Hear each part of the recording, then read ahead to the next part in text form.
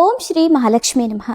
आज मार्गशीर्ष मास का अंतिम गुरुवार है और अब तक आपने यदि मार्गशीर्ष मास के हर गुरुवार को धन की देवी माँ लक्ष्मी जी का पूजन किया है तो अब बारी है व्रतों के उद्यापन की, क्योंकि किसी भी व्रत का उद्यापन करना ही उस व्रत की पूर्णता माना जाता है, तभी व्रतों का पूर्ण फल प्राप्त होता है। ऐसे में सबसे पहले तो आपको ये जानना चाहिए कि किस तरह से उद्यापन किया जाता है, कौन कौन सी गलतियां नहीं करनी चाहिए, क्योंकि कई बार ऐसा होता है कि हमने बहुत श्रद्धा से नियमों के पालन करने के साथ ही व्रत रखे हैं, पूजा विधि विधान से की है, लेकिन उद्यापन के समय हम जानकारी के अभाव में या जानबूझकर कुछ गलतियां कर बैठते हैं, जिस कारण से भी हमारे व्रत अधूरे रहते हैं। तो ऐसी गलतियां आपको नहीं करनी है। कब आप पूजा कर सकते हैं, उद्यापन किस समय करना चाहिए, सुबह, दोपहर या फिर शाम को? तो देखिए, हम हमारे जो भी आराध्य देवी देवताओं को किसी खास पूजा में आह्वान करके आमंत्रित करते हैं, तो जब पूजा समाप्त हो जाती है, व्रत समाप्त हो जाते हैं, तो उन पर हम अक्षत छिड़क कर उन्हें विदाई देते हैं, उनका विसर्जन कर देते हैं। लेकिन माता लक्ष्मी जी की जो भी पूजा होती है, चाहे वो मार्गशीर्ष गुरुवार के दिन हो या शुक्रवार के दिन हो या फिर दीपावली के दिन हो, तो जब भी हम चौकी हटाते हैं तो उस समय माता लक्ष्मी जी पर अक्षत छिड़ककर कभी भी उनकी विदाई नहीं करनी चाहिए, क्योंकि माता लक्ष्मी जी का जो आह्वान हम करते हैं वो हमारे घर पर स्थायी रूप से वास करने के लिए करते हैं।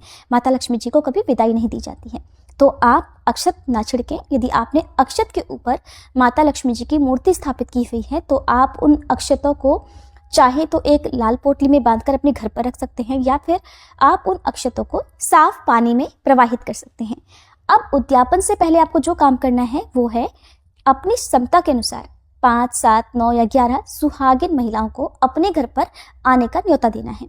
आपको ये काम एक दिन पहले कर लेना चाहिए, बुधवार के दिन ये काम कर लेना चाहिए, और नहीं तो आप फोन आदि के माध्यम से बुधवार की रात तक भी ये काम कर सकते हैं कि जितनी भी महिलाओं को आपने अपने घर पर आमंत्रित किया है, उन महिलाओं को अगले दिन सुबह सुबह, जब आप सुबह सारे कामों से निवृत्त हो जाएं, जिस समय आपको उद्यापन करना हो उस समय अपने घर पर आमंत्रित करने के लिए कहें। लेकिन ध्यान रखें, जो भी महिलाएं आपके घर पर आएंगी उन्होंने भोजन ना किया हो। दूध या चाय वगैरह वो ले सकती हैं, लेकिन उन्होंने भोजन ना किया हो। यदि किसी के साथ बहुत ज़्यादा समस्या हो, बहुत ज़्यादा मजबूरी हो भोजन करने की, तो लहसुन प्याज का भोजन वो बिल्कुल भी ना करें, क्योंकि जो भी कन्याओं को या सुहागिन महिलाओं को हम अपने घर पर आमंत्रित करते हैं तो उन्हें तामसिक भोजन का सेवन नहीं करना चाहिए। ये बात आप पहले से ही उन सभी को बता दीजिएगा ताकि कोई भी ऐसी गलती ना करें। और कई बार ऐसा भी होता है कि आप सुबह के समय पूजा करने में समर्थ नहीं है, दोपहर के समय या शाम के समय यदि आपको उद्यापन करना हो, तो फिर ऐसे में जितनी भी सुहागिन महिलाओं को आप आमंत्रित करने वाली हैं उन सभी से कह दीजिएगा कि वो तामसिक भोजन या लहसुन प्याज का सेवन बिल्कुल भी ना करें, क्योंकि ऐसा करने से भी आपका जो उद्यापन है वो अधूरा रहेगा। उद्यापन करने के साथ ही सुहागिन महिलाओं को आप श्रृंगार की सामग्री देकर ही विदा करें। तो श्रृंगार की जो भी सामग्री आप देने वाली हैं उन्हें आप एक दिन पहले ही खरीद कर रख लें, अच्छे से चेक कर लीजिएगा कोई भी सामग्री खंडित या खराब ना हो। और उसके बाद अगले दिन सुबह की पूजा करते समय आप जो भी दान की सामग्री है उनका पूजन करें।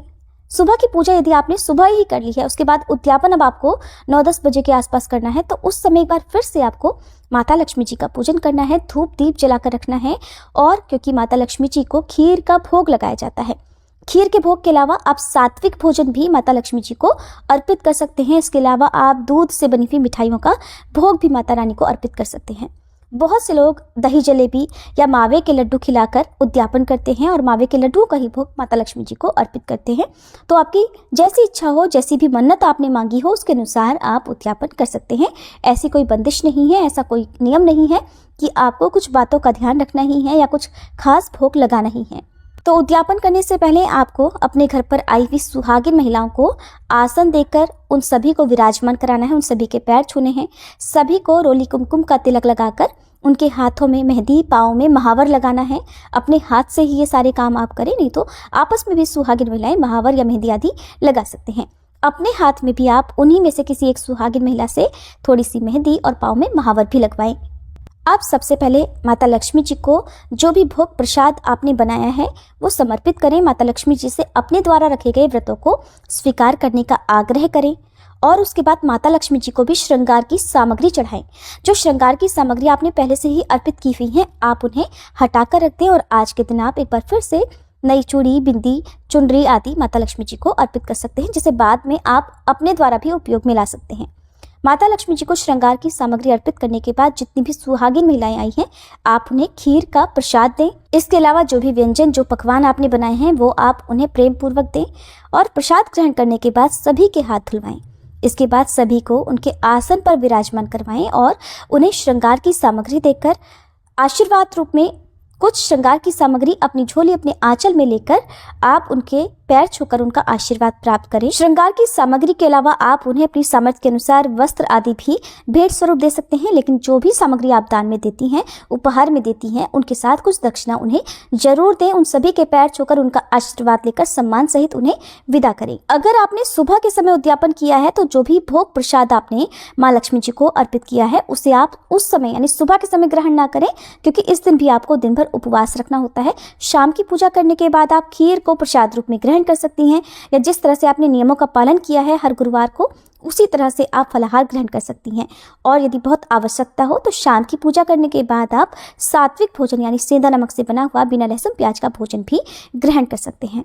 अब बात करते हैं कि चौकी कब हटानी चाहिए। तो देखिए, हर गुरुवार को पूजा की जाती है और गुरुवार के ठीक अगले दिन शुक्रवार को आपको चौकी हटानी चाहिए।